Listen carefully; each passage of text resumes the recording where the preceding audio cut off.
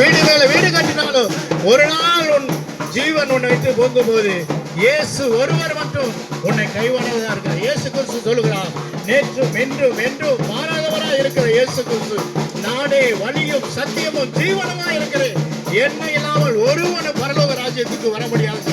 என் அன்பு சகோதரனே சகோதரா, இயேசு கிறிஸ்து உன் கண்ணீரை துடைக்கும்படியாக வந்திருக்கிறார். இயேசு கிறிஸ்து உன் காயங்களை ஆற்றும்படியாக வந்திருக்கிறார்.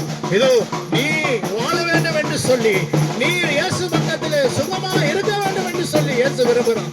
அதற்காகத்தான் உனக்காக எனக்காக அவர் கைகளால் கால்களால் ஆணைகள் அடிக்கப்பட்டு அவருடைய ரத்தம் எல்லாம் உனக்காக எனக்காக சிந்தப்பட்டு, இந்த இயேசு கிறிஸ்துவுடைய ரத்தம் சகல பாவங்களை நீக்கி உன்னை என்னையும் சுத்திகரிக்க அது வல்லமை உள்ளதா இருக்குது. என் அன்பு சகோதரனே, என்னுடைய வாழ்க்கையில கூட இயேசுவை அறியாத நாட்களை வாழ்ந்து கொண்டிருக்கு. இது பாவத்திலும் சாபத்திலும் எனக்கு செய்வன செய்து என்னை கட்டி வைத்து விட்டார்கள். சாப்பிடுவதற்கு கூட சாப்பிட்டியா தண்ணி குடிச்சியான்னு கேட்கிறதுக்கு நாதி இல்லாத சூழ்நிலையிலே ஒரு சபிக்கப்பட்ட நிலைமையில இருந்த என்னை ஆண்டவர் இயேசு கிறிஸ்து தேடி வந்தாருங்க. இந்த இயேசு கிறிஸ்து இல்லைன்னு சொன்னா என்னுடைய உயிர் இல்லை, என்னுடைய ஜீவன் இல்லை. இந்த இயேசு கிறிஸ்து எனக்கு ஜீவனை கொடுத்து என்னை வாழ வைக்க வந்த தெய்வன் என்னை வாழ வைத்திருக்கிறார். இந்த ஜீவன் இயேசு கிறிஸ்து கொடுத்தது. இந்த இயேசு கிறிஸ்து நன்மை செய்தபடினால் இந்த இயேசு கிறிஸ்துவை உங்களுக்கு சொல்ல வந்திருக்கிறோம். இந்த இயேசு கிறிஸ்து நல்லவருங்க. கண்ணீரோடு கவலையோடு சாபத்தோடு வேதனையோடு நீ யாரானாலும் சரி இந்த இயேசு கிட்ட வாங்க, இயேசு உன்னை வாழ வைப்பார். ஆண்டவர் சொல்றார், உன் இருதயத்தை எனக்கு தான், உன் இருதயத்தை எனக்கு தான். பொண்ணு வெள்ளி நகையோ இயேசு கிறிஸ்து கேட்க முழு இருதயத்தோடு இயேசுவை நோக்கி கூப்பிடுவாயானால் இந்த இயேசு கிறிஸ்து உன்னை விடுதலை கொடுக்கும்படியாக ஆவலாய் அன்பாய் இரு கரங்களை நோக்கி கொண்டு உன் இருக்கிறார். இந்த சத்தத்தை கேட்கிற என் அன்பு சகோதரனே, என் அன்பு சகோதரா, நீ கைவிடப்பட்ட சூழலை இருக்கலாம், தாய் உன்னை மறந்திருக்கலாம், தன்னை உன்னை வெறுந்திருக்கலாம், வியாதி நெருக்கிருக்கலாம். இந்த இயேசு கிறிஸ்து சொல்லுகிறார், என் தழும்புகளால் குணமானீர்கள், என் காயங்களால் சுகமானீர்கள். உன் கண்ணீரை துடைக்கும்படியாக இயேசு கிறிஸ்து வந்திருக்கிறார். ஒருவர் கெட்டு போவது இயேசு கிறிஸ்துவுக்கு சித்தமில்லை. எல்லாரும் மனம் திரும்பி இயேசு பக்கத்தில் வரணும், பரலோக ராஜ்யத்தில் வரணும், அந்த சொர்க்கத்துக்கு வர வேண்டும் என்று சொல்லினார். நாங்கள் உங்களை தேடி இயேசு கிறிஸ்து எங்களுக்கு செய்த நன்மையை சொல்ல வந்திருக்கிறோம். எங்களுடைய நோக்கம் மதம் மாற்றுவதில்லை. எங்களுடைய நோக்கம் உங்களை நல்ல வழி பரலோக ராஜ்யத்திற்கு சேர்த்து வந்திருக்கிறோம். இயேசு கிட்ட வரும்போது உங்களுக்கு சமாதானம் உண்டு.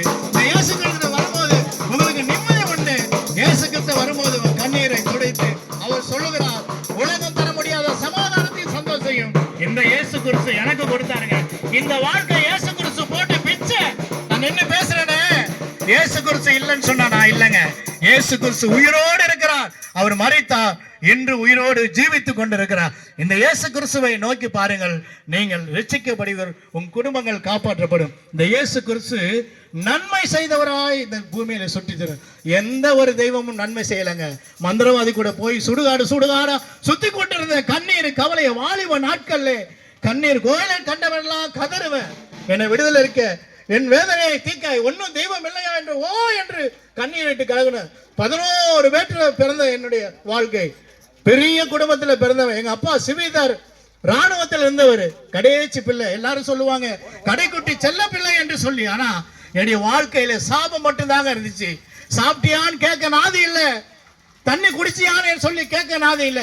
என்னுடைய வாழ்க்கையை அழித்துக் கொள்ள வேண்டும், மறித்து விட வேண்டும் என்று சொல்லி நான் விரும்பி மரணத்தை தேடி தேடி போனேன். 4-5 முறை தற்கொலை பண்ணிக்கொள்ளும் வரை அரளிக்காயை குடித்து தூக்க மருந்தை போட்டு செத்து விடலாம், ஆக்சிடென்ட் ஆகிவிட்டு மரணம் கூட என்னை ஏற்றுக்கொள்ள முடியல. பாருங்க எப்படியாப்பட்ட சாபம். ஆனா என் நட்பன் இயேசு கிறிஸ்து, நீ சாகிறதுக்காக இந்த பூமியில வரல, என்னை குறித்து நீ சாட்சி சொல்ல வேண்டும், என்னை குறித்து நீ எல்லாருக்கும் அறிவிக்க வேண்டும் என்று சொல்லி ஆண்டவரை வார்த்தை சொல்கிறது.